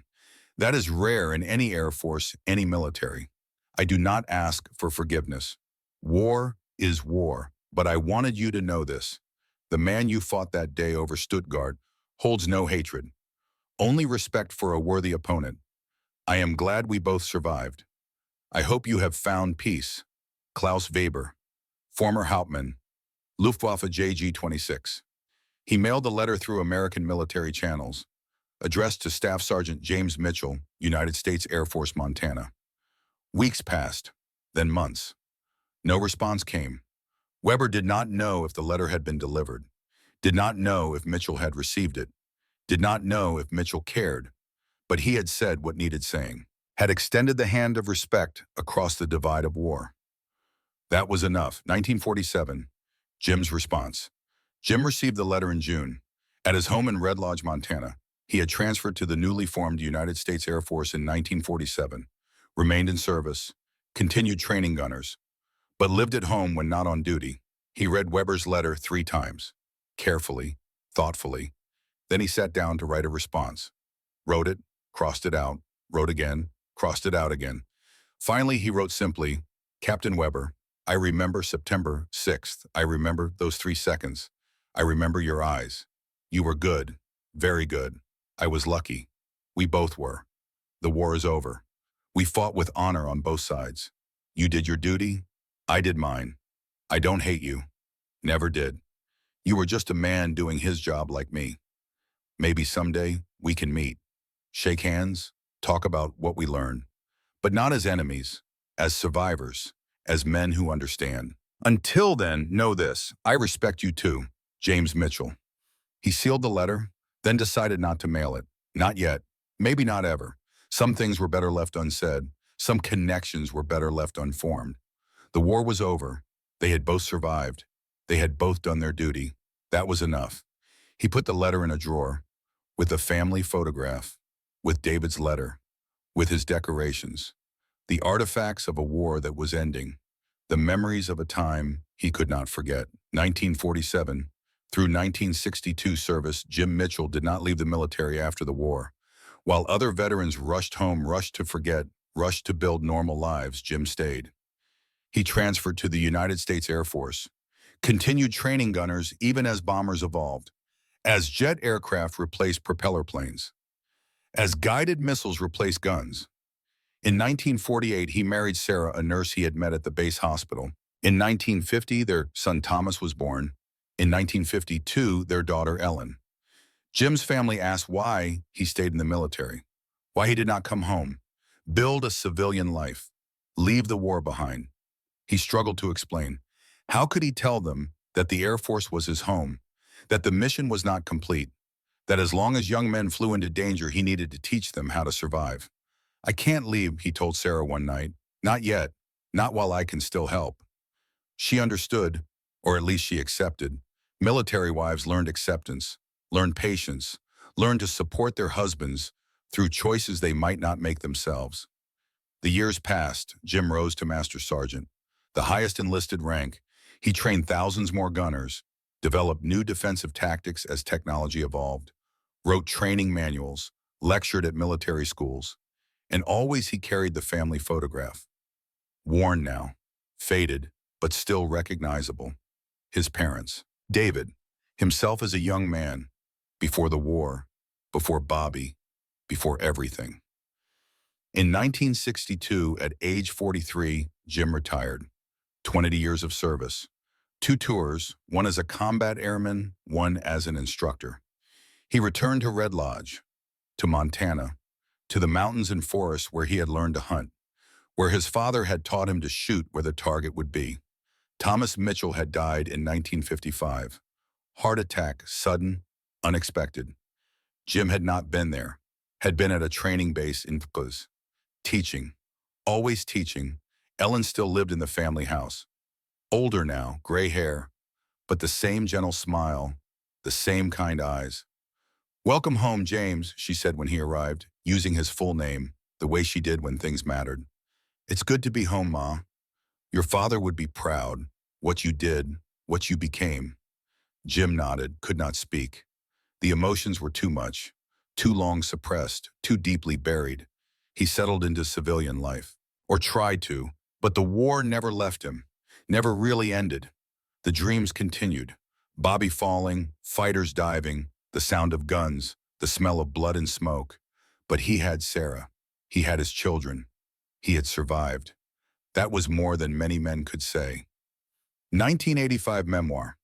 Elmer Greenberg. Lucky Strike's navigator published his memoir in 1985, Fortresses of Faith, A Navigator's War. The book became a surprise bestseller. Military history buffs loved it. Veterans recognized the authenticity. Families of men who had served found validation in its pages. One chapter was titled, The Tail Gunner Who Changed Everything. It told Jim's story, Bobby's death, the rebellion, the technique, the vindication. Greenberg sent Jim a copy, inscribed it to Jim Mitchell, the bravest man I ever flew with. You saved us all, every mission, every time. Thank you. Elmer. Jim read the book in one sitting, remembered everything, the missions, the fear, the cold, the fighters, the choices that defined his life. Sarah found him crying in his study, the book open on his lap, the family photograph in his hand. Are you okay? She asked. I'm remembering, Jim said quietly, remembering who we were, what we did, why it mattered. Does it still matter? Yes, it always will. February 15, 1990, the end. Jim Mitchell died on February 15, 1990. Heart failure, age 70, at home in St. Augustine, Florida, where he and Sarah had retired. He died peacefully, surrounded by family, Sarah holding his hand, Thomas and Ellen beside the bed, grandchildren waiting in the next room. His final words were unclear, a whisper, but Sarah thought she heard Bobby and David and home. Then he was gone. February 20, 1990, the funeral, National Memorial Cemetery of Arizona. Full military honors, flag-draped casket, honor guard from Davis-Monthan Air Force Base, 21-gun salute, taps played by a single bugler. The ceremony was simple, dignified, military. David Mitchell gave the eulogy, 71 years old now, retired Army colonel, gray hair, straight back, strong voice. My brother taught me three things, David said. First, rules exist for good reasons. But when the reasons change, you must have the courage to change the rules. Jim looked at the doctrine that was killing his friends. He questioned it, tested it, proved it wrong, and changed it. That took courage. Moral courage, the kind that's rarer than physical bravery. He paused, looked at the casket, at the flag, at the medals displayed on a pillow beside it. Second, sometimes the right thing looks like rebellion until everyone else catches up. Jim was called reckless, arrogant, dangerous, until his technique worked, until it spread, until it saved thousands. Then he was called innovative, courageous, revolutionary. But he was the same man the whole time, doing what he believed was right, even when everyone told him he was wrong. David's voice cracked slightly, emotions breaking through military bearing. Third, legacy isn't about medals or glory. It's about the people who go home to their families because you had the guts to do what was right instead of what was easy. Jim saved thousands of lives, not by following orders, by thinking, by adapting, by having the courage to be different when different was what worked. He looked at the assembled mourners, veterans in their 70s and 80s, wearing old uniforms that no longer fit quite right, wearing ribbons earned half a century ago, men who remembered. Jim saved my life, not directly, but by helping end the war faster, by making the bombing campaign more effective, by crippling German production. He saved me and thousands like me, and I never got to thank him properly. David's voice steadied, grew stronger. So I'll thank him now, Jim Mitchell, my big brother. Thank you for teaching me to question. Thank you for showing me courage. Thank you for coming home. Rest easy, brother. Mission complete. The bugler played taps. The honor guard fired 3 volleys, 7 rifles, 3 times, 21 shots. The salute to a warrior. They folded the flag, 13 folds, each with meaning, each with symbolism, presented it to Sarah. On behalf of the President of the United States and a grateful nation. Sarah accepted it, held it against her chest. The last gift from the Air Force to the man who had given 20 years of his life. The headstone was simple, white marble, standard military issue. James Mitchell, Master Sergeant, United States Air Force, World War II, 1918 to 1990. No mention of 17 kills. No mention of 2 Distinguished Service Crosses. No mention of changing doctrine. No mention of thousands saved. Just a name, a rank, a service, a war. But the people who mattered knew. The veterans, the historians, the families of men who had come home because Jim Mitchell refused to follow bad orders. They knew. Present day, the meaning. The mighty 8th Air Force Museum in Savannah, Georgia preserves the history.